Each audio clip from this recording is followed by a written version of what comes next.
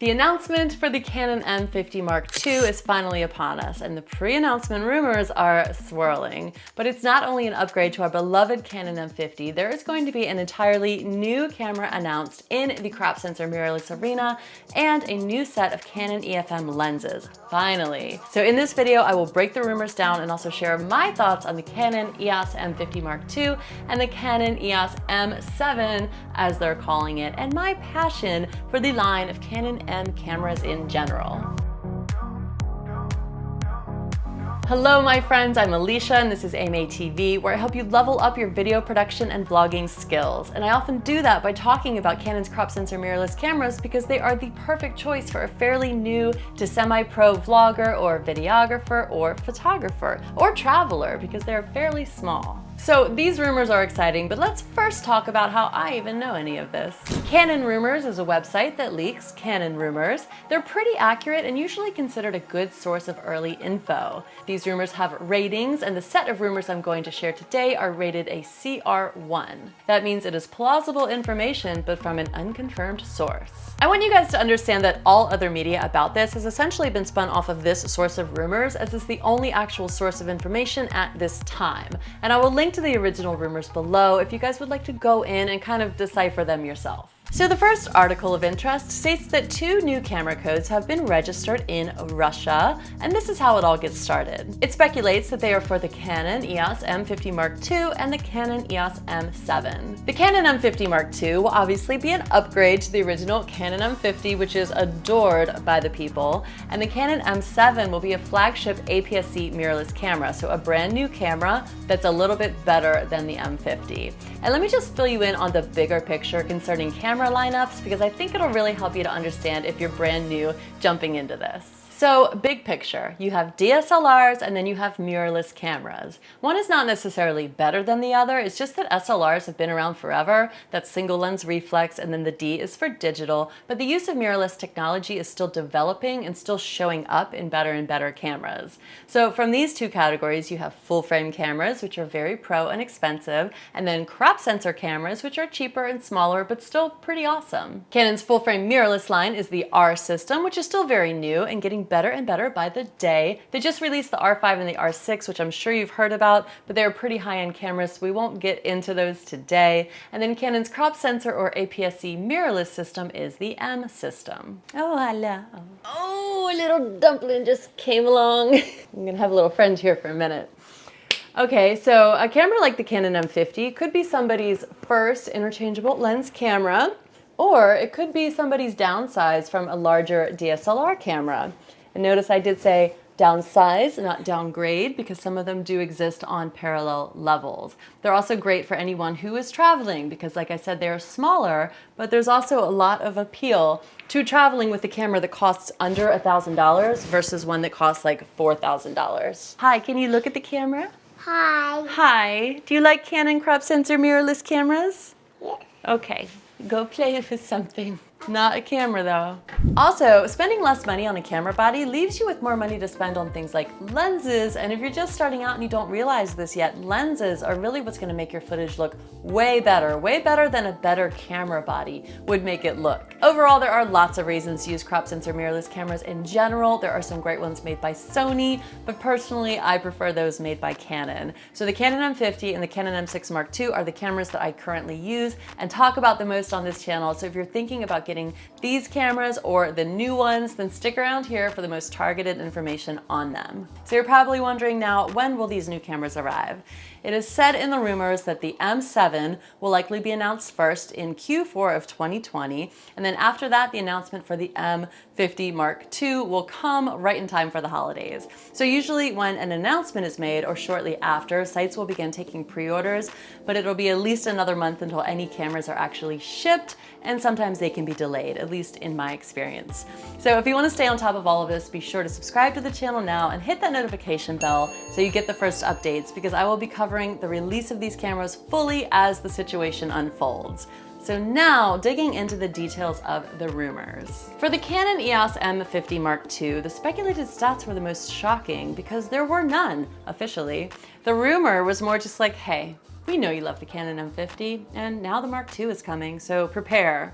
and then the possibility of IBIS was gently suggested, which we will discuss in a moment. So let me just dial it back from IBIS for a moment and point out the glaringly obvious upgrades that need to happen for the Canon M50 to become a Mark II instead of just being a joke, in my opinion. So this camera would need to have uncropped 4K, also known as 4K, and also the use of dual pixel autofocus in 4K. So the current M50 has a zoom on the 4K, a 1.6 times crop, and currently the 4K does not work with dual pixel autofocus, which is the amazing autofocus that makes Canon cameras so great. So without that dual pixel autofocus, the 4K is essentially useless. They do market it as a 4K camera, but in my opinion, and the opinion of many others, it's not really a 4K camera. So the M50 Mark II is going to need to be a full 4K camera. Besides that, I do just hope we see some of the upgrades that we've seen on the M6 Mark II in the M50 Mark II. So things like 4K time-lapse, UHS 2 card reading abilities, that's like a much faster SD card, very important for video, and also a clean HDMI output, which means that you can live stream more effectively. I don't live stream, but a lot of people do, and a lot of people are very passionate about that clean HDMI output. I would also like to see the same battery being used in the M50 as the M6 Mark II. It's the LP17 battery. It's a little bit bigger, more powerful, lasts longer, so that's always a good thing. And then secretly, I would like to be able to interchange batteries between the two cameras because I do use both cameras, but that's just me. I would also love to see the Canon M50 Mark II finally shoot at 120 frames a second, which is super slow motion, and do this without any weirdness. So the weirdness appears on the M6 Mark II and also on the G7X Mark III. Both of them have this high frame rate option in the menu settings, which sets it to 120 frames a second, except you actually lose all of the autofocus on this setting along with any audio and any stabilization, which is fine. But the loss of autofocus is just a joke on the G7X Mark III because you have to touch like little buttons to focus the camera because it's a point and shoot, so it focuses in this very digital way. But it is doable on the M6 Mark II. You just have to set it to manual mode, and of course it's easy to focus with the lens. So it's kind of a pain, but it is doable. But overall, it's very annoying, and I would just like to see straight up 120 frames a second with autofocus in the M50 Mark II.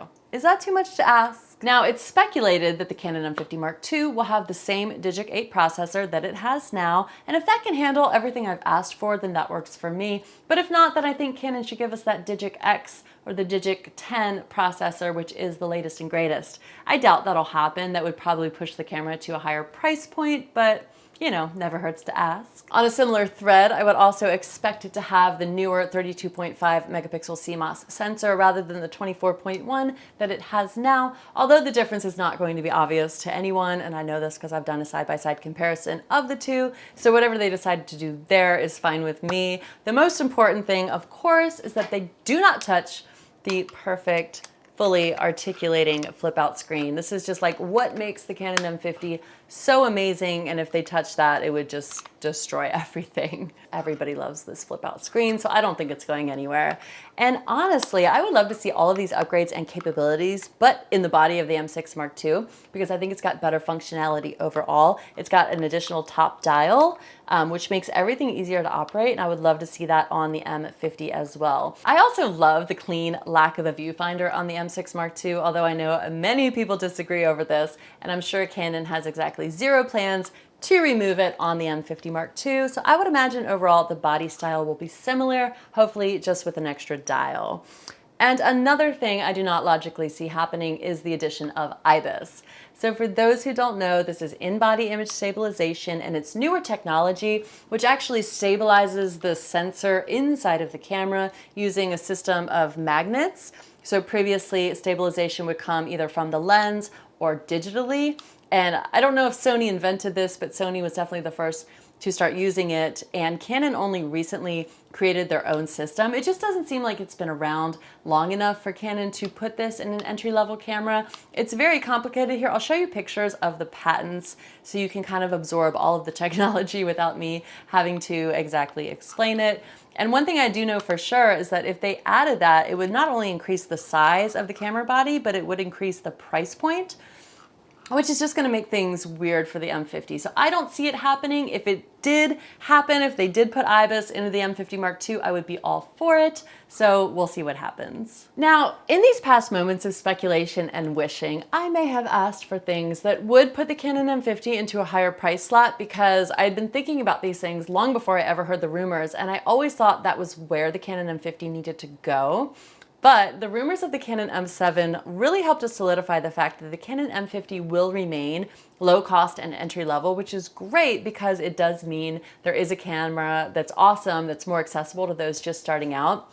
So right now, if we look at like the chart within that little tiny niche of the Canon M series, we've got the Canon M200 at the lowest end, and then the Canon M50 and the Canon M6 Mark II above that, although I'd argue that this camera isn't necessarily that much better, it's just that the recent release of the newer model has the upgrades. And I actually hope that the M50 will at least be as good as it. It'll just be completely different because it's got a completely different body style with the flip out screen versus the flip up screen. So I think these two cameras can kind of live parallel in the same category. And then what seems to be sliding in right at the top is the Canon M7. So the Canon M7 does come with some clear speculated specs from a trusted yet unconfirmed source, and it's said to include the following: the same 32 megapixel sensor as the M6 Mark II, IBIS, dual card slots, and quote, all the bells and whistles. So that sounds amazing, like a Canon M50, but just a notch or two higher end, which is exactly what I was wishing for the Canon M50. But now I don't have to wish for it for the Canon M50 because I can wish all I want about the Canon M7. So the IBIS means that it could be stable enough to vlog with without a gimbal. And then the dual card slots is a very pro feature. It's something so you can put two cards in at the same time and capture data simultaneously on them. So if you were doing client work, say you were shooting a wedding video, you'd have a backup if there were to be like a card write error. And all the bells and whistles, that could definitely mean 120 frames a second, among other things. At very least, I would imagine that we would see the same upgrades on the M6 Mark II. So the clean HDMI output, the 4K time-lapse, the UHS 2, card reading abilities, oh, and the LP17 battery, or maybe even a bigger battery. If this is a bigger camera body, I mean, who knows? I do imagine that the camera will be bigger, especially if it does contain IBIS. Now, the only question that really comes to mind for me, the only question I have in all of this is whether the M7 will follow in body style of the Canon M50 or follow in body style of the Canon M6 Mark II. So I don't care if it's bigger, I mean, if it really has IBIS, but what I'm wondering is, does it come in silver? Just kidding. I'm wondering, does it have the fully articulating flip out screen, or are we still stuck with that flip up screen like on the M6? I just think you can do so much more with the fully articulating flip out screen on the fly with videos, and I do love that flip out screen. So if we can get that in the M7 with all of the features, then this camera will crush. It will crush my heart and I will buy it twice. I just think that would be the perfect camera. Do you guys agree? Leave me a comment and like describe the perfect camera body style with the features combined, because I'm so curious if you guys agree. I guess it's hard if you haven't used both cameras, but I'm telling you, for video, I think Canon thinks that the flip up screen is better for vlogging, but really I think it's the flip out screen. We'll see. We'll see what they do. I'm done here. Moving on to lenses. So it's great news that Canon is also rumored to be releasing 5 new EF-M or M mount lenses. So these are the lenses for these cameras that we're talking about. And these lenses have been few and far between, which actually had people questioning if Canon was really committed to the M series of cameras at all. They were releasing all kinds of new R mounts and RF mounts for the new full frame mirrorless cameras, and they seemed to just like never feed the M system. So people were afraid it was going to go away entirely.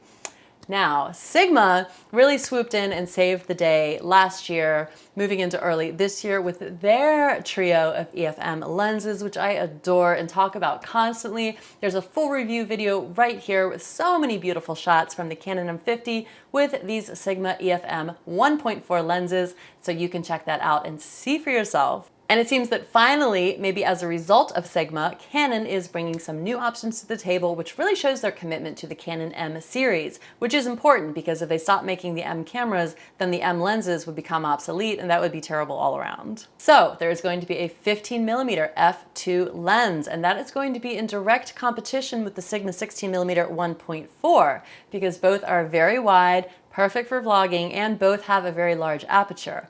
So I'm so curious to see if the new Canon lens also includes image stabilization, which a lot of people think is very, very important, but it's actually not super crucial on a lens this wide because wider lenses are just like naturally stabilized.